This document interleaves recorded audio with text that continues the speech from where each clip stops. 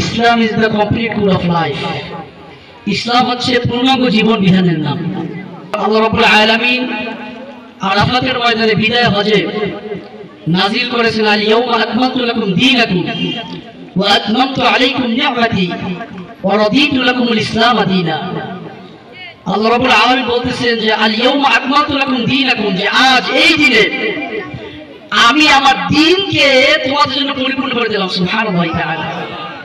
শুধু তাই নয়, এই দ্বীন পরিপূর্ণ করার সাথে সাথে ওয়া আতমামতু আলাইকুম নি'মাতি, যে আমার নিয়ামত সমূহ, আমার অনুগ্রহ দয়া এই উম্মতে মুহাম্মাদের উপর পরিপূর্ণ করে দিলাম। সুবহানাল্লাহ তাআলা।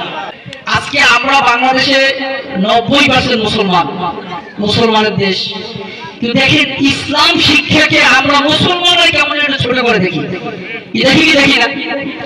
মানে দর্শক দেখেন, আমরা এটা সবাই অকপটে বিশ্বাস করি যে ইসলাম শ্রেষ্ঠ ধর্ম, ইসলামের উপর ধর্ম নাই, বিশ্বাস করি কি করি না? কিন্তু ইসলামী শিক্ষাকে ছোট বড় করার